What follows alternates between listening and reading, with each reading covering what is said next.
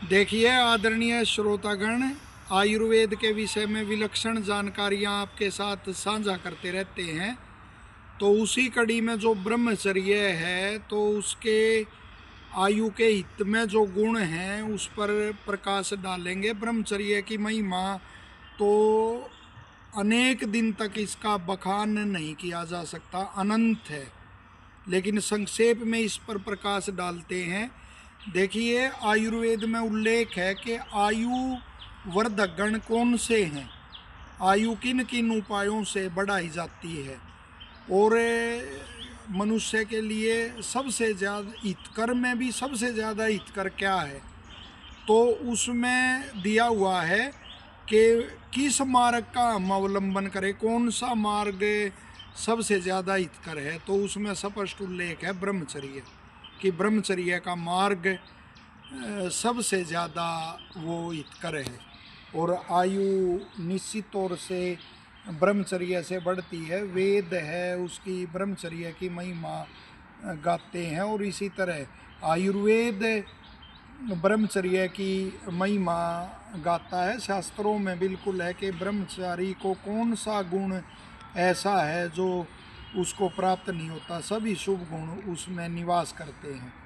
तो ये उसका अवलंबन अवश्य करना चाहिए और हमारी तो जो ऐतिहासिक परंपराएं हैं उसमें भी ये सारा का सारा वर्णन मिलता है। और विद्यार्थी तो तय उसकी जो संज्ञा होती है विद्यार्थी की, उसकी ब्रह्मचारी ही संज्ञा होती है, ब्रह्मचारी नाम से ही उसकी पहचान होती है। तो ये दो बड़े अच्छे ब्रह्मचारी हमारे, ये बलम्बा गांव से और ये टिटोली गांव से, तो ये मेहनत अखाड़े में करके और व्यायाम करके अब जब निवृत्त हुए तो बड़ी एकदम से वो इच्छा। और साथ ही ऋषि दयानंद के ब्रह्मचर्य के बारे में जो शब्द हैं वो अन्यत्र कहीं नहीं मिलेंगे। बड़ी उन्होंने ब्रह्मचर्य की महिमा की बहुत ही एक प्रेरक शब्दों में व्याख्या की है कि इस मार्ग पे चलते रहना चाहिए। और एक वो कहा है उन्होंने कि बना बनाया धूल में ना मिले, कभी भी किसी उसमें कोई गलत बच्चा है या गलत व्यक्ति है उसकी बातों में आके कभी भी अपने ब्रह्मचर्य के मार्ग से वो डिगना नहीं चाहिए।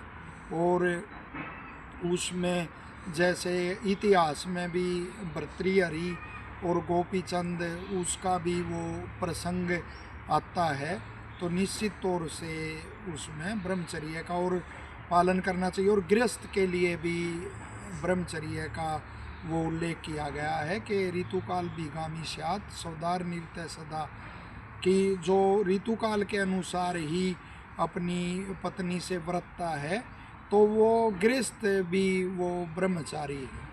तो इस तरह से ब्रह्मचर्य का पालन करना चाहिए और बच्चों को इसकी शिक्षा देनी चाहिए।